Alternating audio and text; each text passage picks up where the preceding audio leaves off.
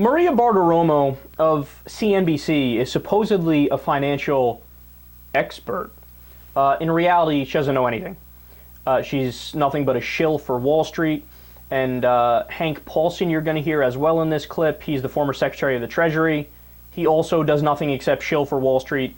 Well, they are going to get checkmated by Barney Frank. Let's listen.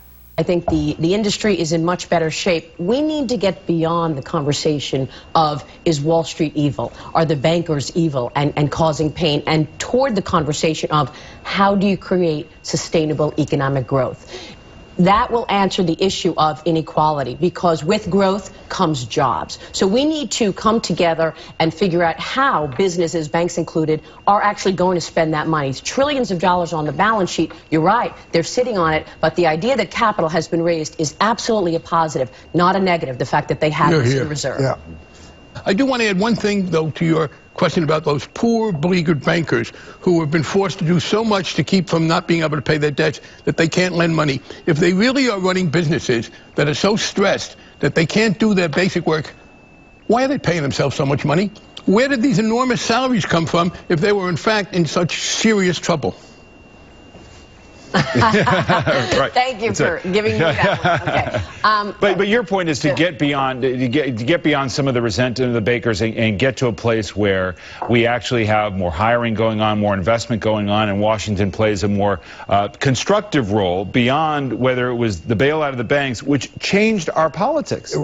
Oh, I love David Gregory. He's the worst. He's like, well, what you're trying to say is that the guys on Wall Street, we got to get past the whole resentment of Wall Street if we want to ever get anything accomplished. Yeah, but you're glossing over the question. Why are people mad at Wall Street? Could it be because we all bailed them out and then they turned around and paid bonuses to the jackasses who destroyed our fucking economy in the first place? That's a pretty good reason to get mad. That's a pretty good reason to act up. That's a pretty good reason to hate them. What, are you kidding me? Of course that's a good reason to hate them. Don't tell me it's illogical. Don't tell me to get past it. I'll get past it when they return my fucking money with interest. How about that? I'll return them. I won't hate them when the next time something like this happens, the people get the bailout as opposed to the jackasses who caused the problem.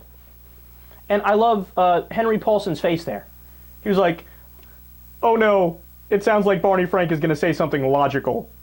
We can't allow that. These guys are... They're such sellouts. And Maria Bartiromo, she's caught like a deer in headlights. You got to understand something. Maria Bartiromo is way in over her head. Like, she consistently, for such a long time, she's been faking it on TV. Now, what I mean by that is she really knows nothing about government policy or economics. All she does is takes the opinions of the CEOs and the CFOs and the experts she has on her show. She goes, hey, Mr. CEO of Pepsi, tell us, is Pepsi a good stock to buy nowadays? Oh, it is. Oh, that's fascinating. CEO of Home Depot, is it a good stock to buy? Oh, it is. Okay, that's fascinating. See, you guys heard it. Buy CEO, buy Pepsi.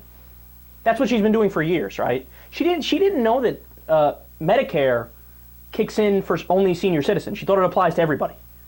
I'm not kidding about that.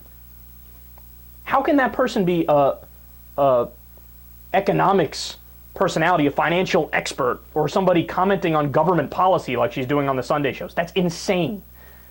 And look, she has no answer. Barney Frank's point, he's just pointing out a simple contradiction that exists. It's a paradox that you can't solve because it shouldn't be like that, right? What he's saying is, look, if you're saying that these bankers, all these poor bankers, they have it so tough, we need to get by this. We need to stop hating the bankers because it's not their fault. They're just going through a tough time. They have these capital reserves. That's a good thing. They need their reserves, but they've been going through a hard time. So Barney Frank is saying, look, if you're saying that they've been going through a rough time, if you're saying it's been tough for them, then why are they getting record pay? So if I go through a rough time on Secular Talk Radio and I'm not making any money, that means I'd be making more money? That doesn't make sense. So obviously they haven't been going through a rough time because we rushed in and bailed their ass out. You know who's going through a tough time? We are. The middle class, the American people. The ones who actually, do shit for a living as opposed to pushing numbers around on a fucking computer screen. We are the ones that are struggling. But she, at all costs, look, the last point I'll make here, remember what the argument was. It was one of the most absurd things I've ever heard, right, in the public sphere. They said, oh, you don't understand. The reason why we need to pay all of these bonuses to all these CEOs and these CFOs, right, is because we need to retain their talent.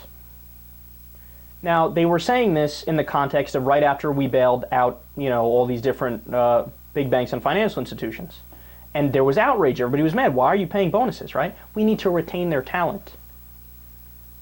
Yeah, but if they're the CEOs and the CFOs, and they're responsible for running the companies, and the companies were run so poorly that they went bankrupt, and we had to rush in and save them, then you want to retain the talent of somebody who bankrupted your company? It doesn't make any sense. It doesn't add up. Barney Frank is 100% right. The rest of them were caught and absolutely checkmated.